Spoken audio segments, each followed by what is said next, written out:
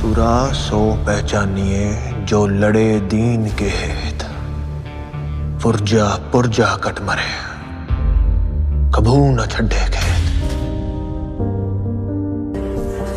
And Son Singh's name came up and I said, no use making him, he'll be broken tomorrow.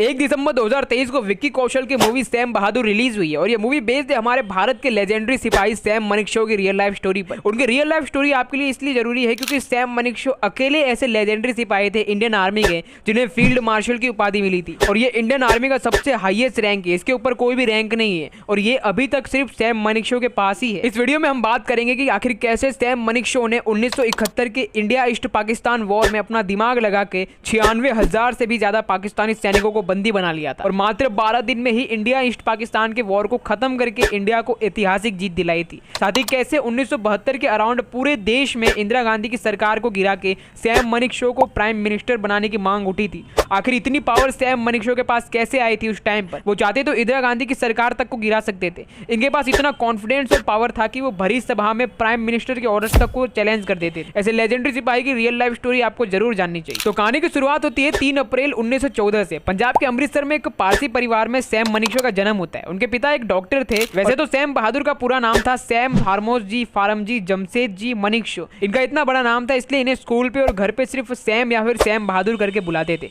Sam अपने 12th class तक की study पूरी करते हैं और उनका शुरुआत से ही गोल था कि वो एक डॉक्टर बनेंगे। उन्होंने अपने सपने में भी कभी नहीं सोचा था कि वो कभी आर्मी भी ज्वाइन करेंगे।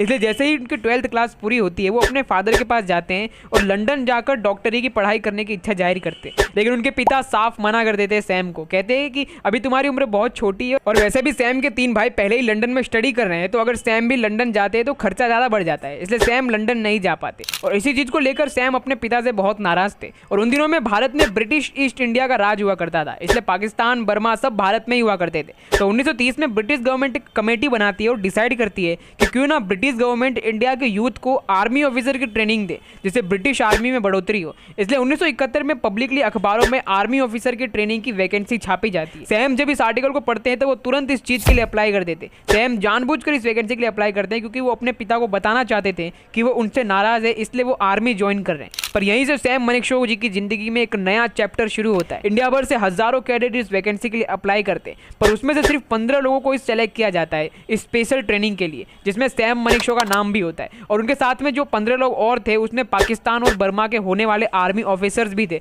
जिनके साथ आगे आने वाले टाइम पे सैम मनेकशॉ वॉर भी लड़ते। तो अभी इस एकेडमी में एक ऐसा रूल था कि जो भी इस एकेडमी से ग्रेजुएट होगा उसे पहले ब्रिटिश ईस्ट इंडिया के रेजिमेंट के साथ अटैच होना पड़ेगा। इसलिए सैम बहादुर को ब्रिटिश गवर्नमेंट की 2nd बटालियन टोटल स्कॉट्स में ज्वाइन कर लिया जाता है। लगातार 5-6 सालों तक वो इस बटालियन में सर्व करते। फिर आ जाता है साल 1939। इसी साल से वर्ल्ड वॉर 2 शुरू होता है। लगातार ईस्ट साइड से जापान बर्मा पर अटैक किया जा रहा था ताकि वो ब्रिटिश इंडिया के राज को बर्मा से हटा सके और बर्मा पर कब्जा कर सके। अब क्योंकि ब्रिटिश गवर्नमेंट को ये बात पता थी कि उनके पास इतने सारे आर्मी ऑफिसर्स भी नहीं है जिससे कि वो हर तरफ से बॉर्डर भी सेफ रखे और जापान को भी हरा सके, इसलिए वो कुछ काबिल ऑफिसर्स को बर्मा के मिशन पर भेजते हैं जिसमें सैम मनेकशॉ का नाम भी होता है। सैम मनेकशॉ को ब्रिटिश की 12th फ्रंटियर फोर्स रेजिमेंट में ऐड करके बर्मा के लिए भेजा जाता है। और साल 1939 में उसी साल बर्मा में एक कैंपेन चल रहा था जिसका नाम था सितांग रिवर कैंपेन।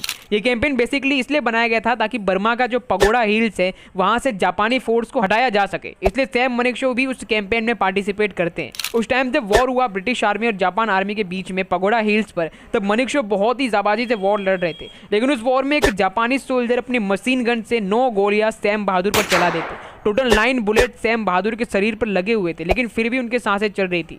लेकिन उस टाइम पर जिस टुकड़ी के साथ वो वॉर पर निकले थे उसे लीड कर रहे थे डेविड क्राउन। जब उन्होंने सैम की ऐसी बहादुरी देखी तो तुरंत ही अपना क्रॉस, जो कि एक मेडल होता है जो कि सिर्फ जिंदा सोल्जर्स को ही दिया जाता है, तुरंत ही उसे निकालकर सैम को दे देते। डेविड क्राउन को यह अंदाजा था कि 9 बुलेट लगने के बाद सैम का बचना मुश्किल है, इसलिए पहले ही मेडल सम्मानित करके वो अपनी टुकड़ी को सैम को छोड़कर आगे बढ़ने के लिए ऑर्डर देते। लेकिन उस टुकड़ी में एक सोल्जर शेर सिंह थे। उनसे सैम की ऐसी हालत देखी नहीं जाती। वो तुरंत ही डेविड क्राउन के ऑर्डर को नहीं मानते और सैम को अपने कंधे पर उठाकर वॉर लड़ने लगते। पगोड़ा हिल्स का वॉर ब्रिटिश आर्मी जीत जाती है, पर सैम की हालत बहुत ही ज्यादा खराब थी। शेर सिंह और बाकी सोल्जर्स तुरंत ही हॉस्पिटल लेकर जाते हैं सैम को, पर डॉक्टर साफ मना कर देते हैं सैम का इलाज करने से। वो कहते हैं कि सैम का बचना मुश्किल है और सर्जरी करने से भी कुछ नहीं हो सकता। लेकिन शेर सिंह डॉक्टर्स को जवाब देते हैं कि अगर तुमने शेर सिंह की ट्रीटमेंट नहीं की तो मैं तुम्हें यही गोली से मार दूंगा। मजबूरन डॉक्टर ये माइंडसेट लेकर कि सैम नहीं बच पाएंगे, वो सैम की सर्जरी शुरू करते हैं। सभी बुलेट को शरीर से निकाला जाता है और इतनी बुलेट लगने के बावजूद भी सैम की जान बच जाती है। जब उन्हें होश आता है तब डॉक्टर उन्हें पूछते हैं कि ये सब कैसे हुआ, इतने तुम्हें चोटें कैसे लगी।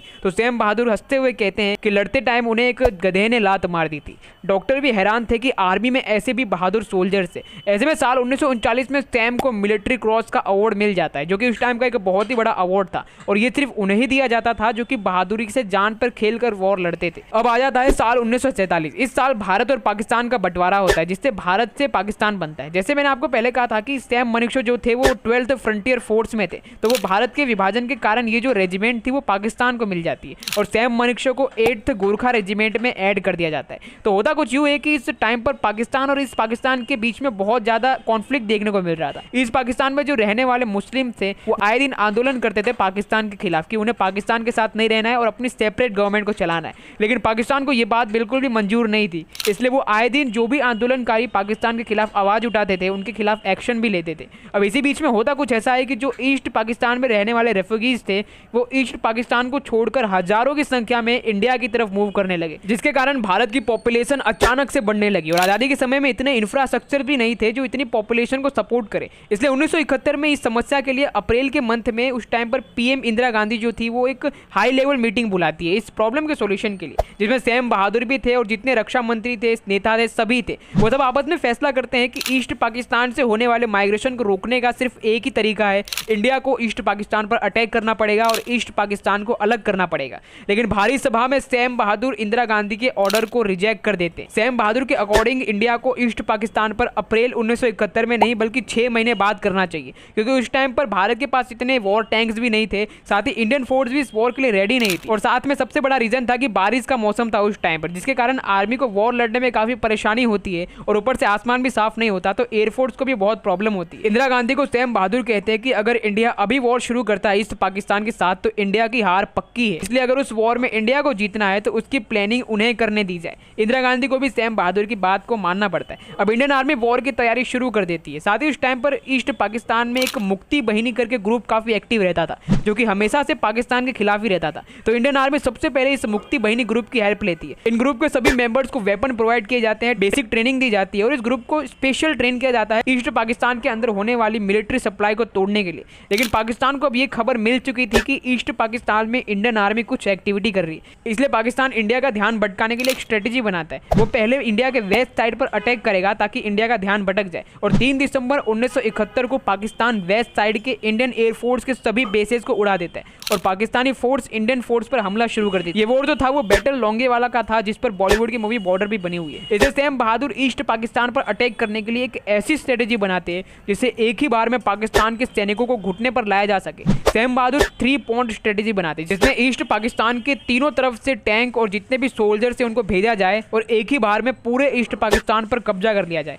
इस पूरे मिशन की लीडरशिप दी जाती है ईस्टर्न कमांड के जगजीत सिंह अरोड़ा को। प्लान के हिसाब से इंडियन आर्मी ईस्ट पाकिस्तान को चारों तरफ से घेर लेती है और 5 दिसंबर, 9 दिसंबर और 11 दिसंबर को सैम बहादुर रेडियो ब्रॉडकास्ट के जरिए ईस्ट पाकिस्तान की फोर्स को मैसेज देते हैं कि ईस्ट पाकिस्तान को चारों तरफ से घेर लिया गया है, इसलिए अगर ईस्ट पाकिस्तान की फोर्स लड़ने की कोशिश करेगी तो इंडियन आर्मी उन्हें बहुत ही बुरी तरीके से मौत के घाट उतार देगी। The Indian Army is in Bangladesh. Your air force has been destroyed. You are surrounded on all sides. And if you don't surrender, you will be killed unmercifully. साथ ही सैम बहादुर ये भी कहते हैं कि अब उनके पास कोई भी रास्ता नहीं है, वो सरेंडर कर दे, उन्हें एक सोल्जर्स की तरह ही ट्रीट किया जाएगा। जब कोई दूसरा रास्ता नहीं बचता तो ईस्ट पाकिस्तान के 96,000 सैनिक सरेंडर कर देते हैं इंडियन आर्मी के सामने। और जब ये बात इंदिरा गांधी को पता चलती है तो वो तुरंत ही सैम बहादुर को आदेश देते हैं कि वो खुद जाकर इन सभी सैनिकों को अच्छे से ट्रीट करे। लेकिन सैम बहादुर मना कर देते हैं और जगजीत सिंह जो कि इस पूरे वॉर के लीडर थे उन्हें क्रेडिट देकर उन्हें ही जाने के लिए कहा जाता है। लेकिन थोड़े दिनों बाद जब खुद सैम बहादुर जाते हैं पर्सनली पाकिस्तान के सोल्जर से वॉर कैंप्स में मिलने के लिए, तो पर्सनली सैम बहादुर सभी सोल्जर से अच्छा बिहेव करते, बातचीत करते और बहुत अच्छी तरीके से ट्रीट करते। इस चीज के कारण सिर्फ भारत ही नहीं बल्कि पाकिस्तान में भी कई आर्मी ऑफिसर्स के मन में सैम बहादुर को लेकर इज्जत है। इस तरीके से सैम बहादुर की स्ट्रेटेजी और दिमाग से भारत सिर्फ 12 दिनों में ये वॉर खत्म कर देता है। ऐतिहासिक जीत भारत को मिलती है। सैम मनेकशॉ गोरखा रेजिमेंट के सबसे काबिल सोल्जर्स थे और उनके एक लाइन भी आपने जरूर सुनी होगी कि अगर कोई व्यक्ति कहता है कि उसे डर नहीं लगता तो वो झूठ बोल रहा है या फिर वो गोरखा है। लेकिन अफसोस की बात तो ये है कि आज की डेट में पिछले 3 सालों से एक भी नेपाली गोरखा रेजिमेंट को ज्वाइन नहीं कर रहा है और वही गोरखा रशिया की और चाइना की आर्मी में जाकर ज्वाइन हो रहे। इस वीडियो में मैंने इसका रीजन बताया, इसे क्लिक करके देखें।